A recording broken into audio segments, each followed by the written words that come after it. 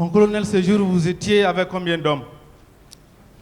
Vous aviez combien de gendarmes avec vous, vous-même personnellement? Mon colonel, c'est la question. Je dis que tous les jours que je me déplaçais pour aller me laver, j'étais toujours avec mon chauffeur et mon garde-corps. Il est toujours dit. Le colonel Claude Pivy dit avoir reçu une information des militaires selon lesquels vous serez allé au stade avec des hommes. Qui a dit? Le colonel, je vais lire les déclarations. Qui? Le colonel Pivy, je parle de Pivy. Ok. Et il n'est pas le seul, hein, il n'est pas le seul. Il dit avoir reçu une information des militaires selon laquelle c'est vous, M. Toumba Diakité, M. Marcel Guilavogui, qui seraient allés au stade en intervention. Que vous serez allés avec les hommes. C'est le colonel Pivy qui l'a dit, non? Oui. Selon vous. Comme il est là, je pense que quand il viendra devant là-bas, il va essayer de donner un éclaircissement clair pour le président et ses assesseurs. Et il précise que lui-même, il avait mis une équipe d'enquête en place et que ça aboutit à la même chose, aux mêmes informations, selon lesquelles c'est vous, M. Marcel Guilavogui et M. Toumba, que c'est vous qui êtes allés au stade. C'est Pivy qui le dit. C'est Pivy qui le dit toujours, non? Oui, j'ai dit celui. C'est bien. Avoir fait une enquête. Oui, je vais lire sa déposition, vous allez l'entendre. Il dit ceci: au sortir de ce compte rendu, j'ai croisé certains militaires qui disaient que d'autres militaires sont allés tirer sur la population au stade du 28 septembre. C'est lui qui parle comme ça. Sont allés tirer, c'est d'autres militaires qui le lui ont dit. Ensuite, il précise, citant ces militaires-là, il dit: les militaires ont cité dans ces groupes les lieutenants Toumba Diakité, Marcel Guilavogui, son adjoint, le colonel Thiegro et ses hommes qui sont allés en intervention au stade. Je lis bien la déposition du colonel Pivy. Et il précise aussi, quand on lui a posé la question, étant le ministre chargé de la sécurité présidentielle, s'il a mené ses propres enquêtes, il dit ceci: l'enquête que j'ai menée se résume aux informations que je viens de vous fournir et qui m'ont été rapportées. Les personnes citées si haut sont celles sur lesquelles j'ai eu des informations. Les personnes citées si haut sont celles sur lesquelles j'ai eu des informations. C'est Claude Pivy, je pense que c'était quand même une personnalité influente qui parle comme ça, mon colonel. Oui, mais mon frère, nous sommes dans un pays où tout est possible. Pour qui me connaît dans ce pays, vous pensez que ce n'est pas mon image, ça. Mais puisque c'est lui qui l'a dit, il viendra soit démentir ou l'affirmer. Et quand il va l'affirmer, ça sera un débat contradictoire devant cette cour, pour que la vérité vraiment puisse sortir. Mais, mon colonel, il n'y a pas que lui. Même le général Baldé dit que vous donniez les ordres aux gendarmes qui étaient avec vous. Le général Baldé. Il dit que vous donniez les ordres aux gendarmes qui étaient avec vous. Qu'en dites-vous? Vous pouvez lire la partie? Oui, je vais lire. Je vais lire la partie. C'est le général Baldé qui parle comme ça. Hein. C'est le capitaine Thiegro, en tant que ministre d'État, qui donnait des ordres aux gendarmes qui étaient avec lui. C'est le général Baldé qui parle comme ça. C'est bien. Le général Baldé aussi est là, il n'est pas mort. Un général à la retraite, on ne retraite même pas un général. Donc ça veut dire qu'il est vraiment à même la capacité de venir confirmer ce qu'il dit. Il est capable de venir confirmer ce qu'il dit. C'est ça, ici. Alors, mon colonel, lorsque le président Dadis dit qu'il n'avait pas le contrôle de vos hommes et de ceux de Toumba, qu'est-ce que ça vous inspire? Et qu'il était pris en otage, qu'est-ce que ça vous inspire, mon colonel? Quand le président Dadis parle comme ça. En otage, ça veut par rapport à quoi? Je ne sais pas. Je ne peux pas interpréter ses propos. Je ne peux que il n'a pas le contrôle de mes hommes ou ceux de Toumba. Je parle de moi, mes hommes. Oui. J'étais et j'assume que j'étais le seul qui avait la responsabilité de planifier mes hommes. Et ce que j'ai dit, la lutte contre le grand banditisme, la lutte contre la drogue à l'époque, la lutte contre les missions de services spéciaux pour identifier les réseaux, ça, c'était mes attributions à moi. S'il le dit, certainement c'est dans ce sens-là. Il est pris en otage, comme il n'y a pas d'explication qui suit. Et certainement, on attend qu'il lui-même soit là un jour pour nous clarifier tout ça. Mais, mon colonel, vous n'étiez pas le seul responsable à avoir les hommes avec lui. Il y avait d'autres. Il n'y avait pas que vous et Toumba. Et c'est à la suite d'événements aussi graves qu'il était auditionné et qu'il disait ceci. Je vous lis son passage. J'étais comprise en otage. Je n'avais pas le contrôle des hommes de Toumba et de Tiegro. C'est le président Dadis qui parle comme ça. Mais regardez, analysez dans quel cadre, dans quel contexte il est auditionné et il dit ça. Non, ça, je ne peux pas analyser à sa place. Arrivé ici, il va analyser ce qu'il a dit. Il va le confirmer par rapport à sa vision des choses. Chaque contexte est analysé en fonction, de façon philosophique, différemment. Donc, certainement, c'est ce qu'il veut dire là, moi, je ne comprends pas. Mais, à ce qui concerne mes hommes, j'étais le responsable de la planification de mes hommes. Alors, mon colonel, ce que je voulais savoir aussi, vous êtes venu au stade, il y a eu des événements malheureux. Vous êtes allé directement rendre compte au président qui ne vous a pas envoyé au stade. Mais je veux savoir, c'est un problème de sécurité quand même. Peut-être que le ministre de la Défense n'était pas là. Mais pourquoi vous n'avez pas rendu compte au général Baldé? Vous n'avez pas rendu compte au ministre de la Sécurité? C'est au président de la République qui ne vous a même pas envoyé que vous êtes allé directement rendre compte. Pourquoi ça? J'ai pris un exemple ce soir. Lorsque, aujourd'hui, qu'on ne souhaite pas qu'un cas malheureux se produise dans n'importe quelle zone de la Guinée et qu'un ministre soit là-bas ou une haute personnalité soit là-bas, je pense que ce jour-là, ce jour du 28 septembre, tout le monde ralliait au camp. Moi, j'ai trouvé les Komara là-bas, j'ai trouvé des Koutouboussano, j'ai trouvé tant d'autres personnes.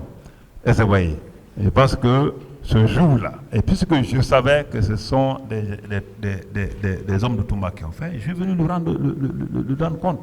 Je veux dire que rendre compte dans le jargon militaire, c'est donner l'information. Tu ne peux pas dire à un chef, je t'informe. Non, tu le rends compte. Même dans les paroles, quand tu ne peux pas dire je t'informe, il va te foutre au gnouf. Parce que ça, dans notre jargon, le compte rendu, c'est l'information qu'on donne qu'un subordonné peut passer à un chef. Donc, c'est ce que j'ai fait. Et puisque, à leur position là-bas, je suis venu le dire, et puis il m'a ordonné encore d'aller le reprendre avec les Komara pour les envoyer de l'autre côté. Voilà comment ça évolue. Je ne pouvais pas dire ça à Général Badé et autres là. Je ne rêvais pas de Général Badé, j'étais un chef de service. Un chef de service. Merci mon colonel, mais est-ce que ce jour, le 28 septembre, vous avez parlé au téléphone au moins avec le général Baldé? Que ce soit au téléphone ou pas, est-ce que vous avez parlé avec lui? Je n'ai aucune idée parce que je ne pense pas avoir parlé avec lui. S'il a dit là-bas, bon écoutez, on va regarder avec les historiques certainement. Alors, c'est par rapport aux leaders qui ont été conduits pour les soins. Tantôt vous dites que c'est vous qui les avez conduits. M. Toumba Diakité aussi dit que c'est lui. Mais là, j'ai la déclaration du général Baldé. Il ne dit pas que c'est lui, mais il dit que c'est lui qui a fait faire. C'est pourquoi je vous pose la question de savoir, est-ce qu'il vous avait instruit de sauver ces leaders et de les envoyer à un tel ou tel autre endroit pour les soins? J'ai voulu sa déclaration. Au même moment, on m'a fait parvenir plusieurs leaders politiques blessés se trouvant dans un état critique. J'ai tout abandonné pour me mettre à leur disposition. Vu qu'ils étaient tous blessés, je les ai fait déposer au centre médical de la gendarmerie PMD pour des soins d'urgence. Peu après, je les ai fait conduire dans les cliniques Pasteur et Ambroise Paré.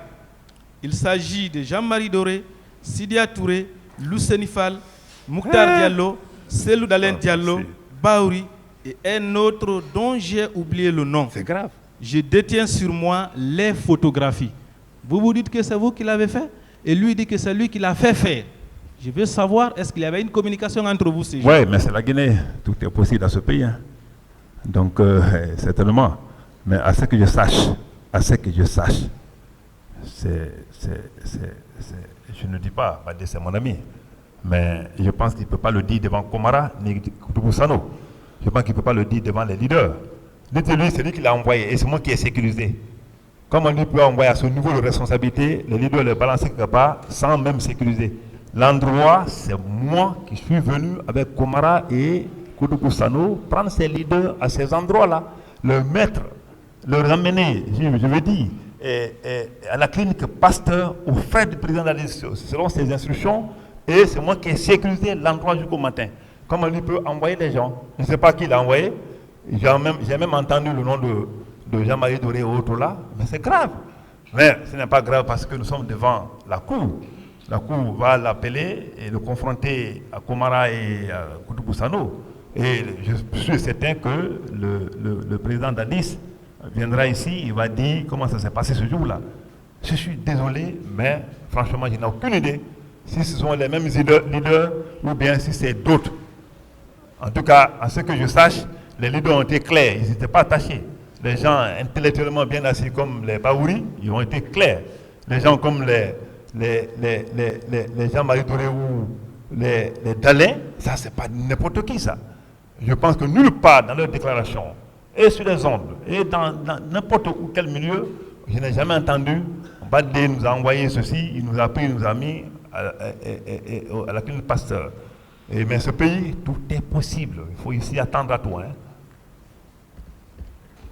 Mon colonel, ce jour 28 septembre, est-ce que vous avez donné des instructions à une équipe qui devait se déployer sur le terrain le matin? Je n'ai pas compris. Est-ce que vous avez donné des instructions à une équipe qui devait se déployer sur le terrain le 28 septembre? Une équipe de patrouille. Est-ce qu'il y a eu un rassemblement au cours duquel vous avez donné des instructions? Rassemblement? Oui. Pas du tout. Mais j'ai toujours dit que de façon traditionnelle, de façon naturelle, les instructions étaient naturellement données pour les patrouilles nocturnes et d'huile. Je l'ai dit et je le réitère à chaque niveau d'instruction et à chaque débat.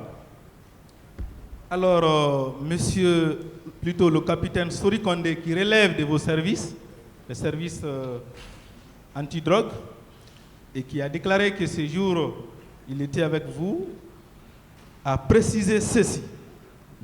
Sur la question de savoir, il y avait combien d'équipes ce jour avec vous?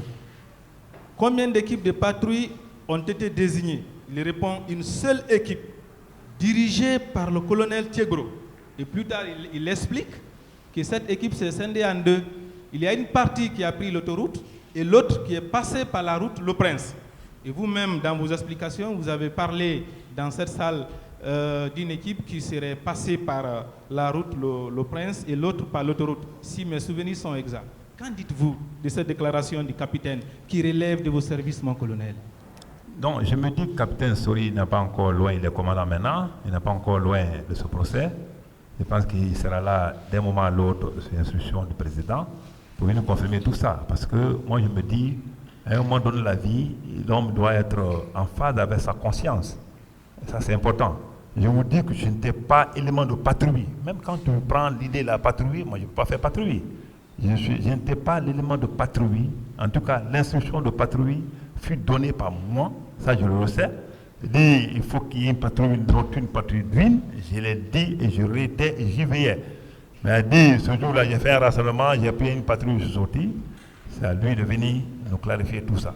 Parce qu'en réalité, je ne dis pas que je suis déçu de ces déclarations, mais je ne pense pas que, tel que j'attends, que c'est comme ça que le capitaine Sori a dit. Et si c'est comme ça qu'il a dit, qu'il vienne ici et la ZEN n'est pas contradictoire, on verra. Ok.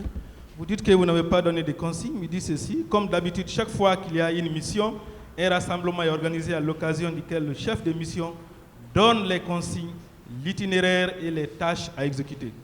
Et tout à l'heure, vous avez dit que vous n'avez pas connaissance de l'existence dans l'équipe dont vous niez même avoir dirigé, que vous n'avez pas connaissance de la présence des gendarmes sortis de l'école de gendarmerie de Sonfonia ainsi que des policiers en civil. Mais il dit ceci. Sur la question de savoir, il y avait combien d'hommes dans l'équipe? Il dit il y avait une cinquantaine, au maximum y compris les policiers en civil qui travaillaient avec nous. Il y avait avec nous des marchis fraîchement sortis de l'école de la gendarmerie de Sonfonia. Quand même, il relève du service.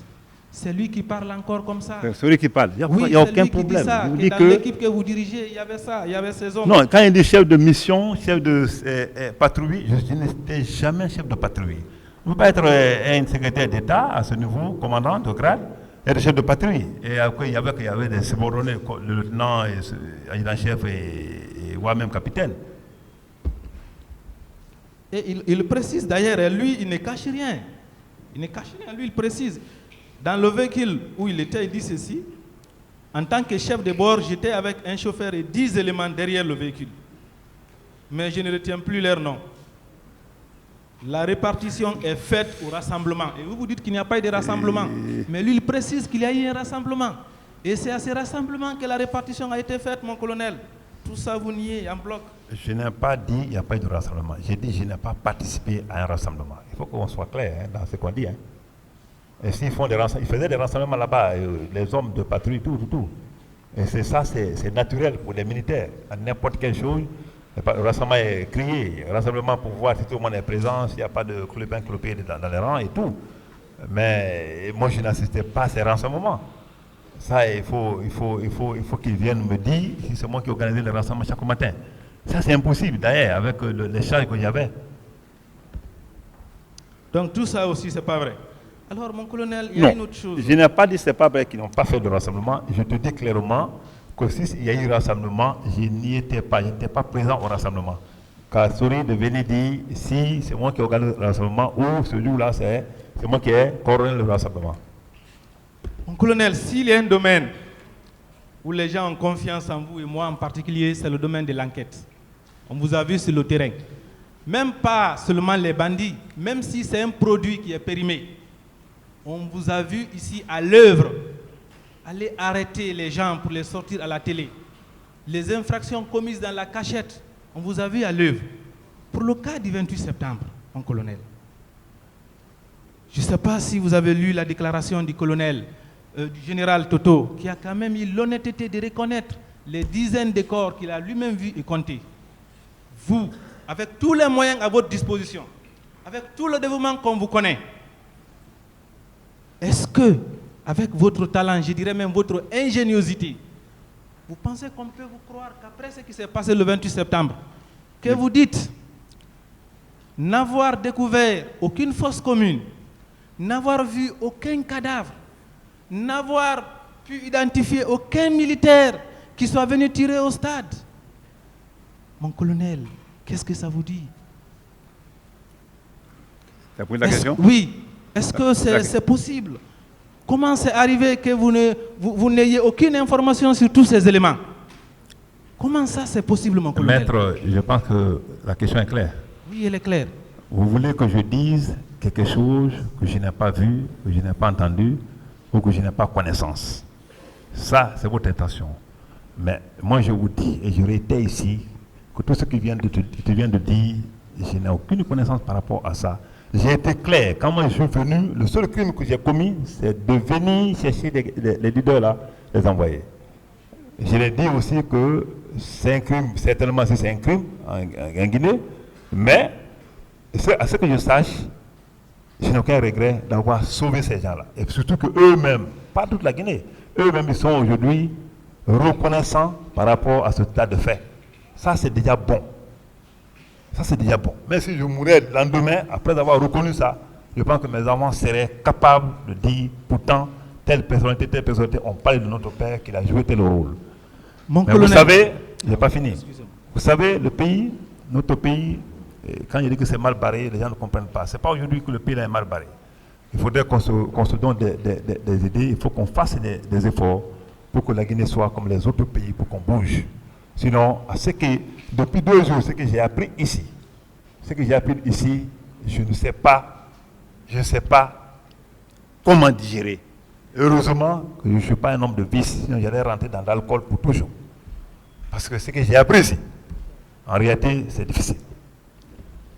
Mon colonel, le colonel Claude Pivi dit avoir fait des enquêtes. Le général Baldé dit avoir mis en place une équipe d'enquête. Vous, à votre niveau, avez-vous fait des enquêtes sur les morts, sur l'identité des auteurs, sur les cas de viol, les disparus? Est-ce que vous avez fait des enquêtes autour de ça après le 28 septembre? L'enquête qu'ils ont fait, ils vous ont dit le résultat. Ils ont dit le résultat, non. Moi, j'ai dit, je n'ai jamais été saisi par un cas de viol ou ceci, cela, après le 26. Si quelqu'un l'a fait dans ce pays, elle exhibe franchement la chose. Mais j'étais attelé à autre chose, tu savais, à l'époque là. Le terrorisme, la drogue, le trafic de drogue qui était un trafic international. Et après la remise des corps, en réalité, je ne me suis plus intéressé à la chose. Après que le capitaine Dadis a demandé les enquêteurs internationaux de venir, ça, je m'entendais qu'ils seraient là. Et un jour, j'ai reçu des femmes comme ça à mon bureau. Ils m'ont pris que mais c'était les journalistes et autres là. J'ai donné ma version de faire à ceci. Et c'est vrai. Donc, après ça, en réalité, ma tête n'était pas à ça. Parce que personne, aucun Guinéen ne te dira, il a été voir Tchéboro pour dire, j'ai perdu quelqu'un, ou quelqu'un a été ceci, ou quelqu'un a été cela. Si quelqu'un l'a fait, qu'il exhibe les preuves ici, parce que je n'ai jamais été consulté. Ceux qui ont dit qu'ils ont fait des enquêtes et qu'ils ont confiance aux résultats de ces enquêtes-là, c'est très bien.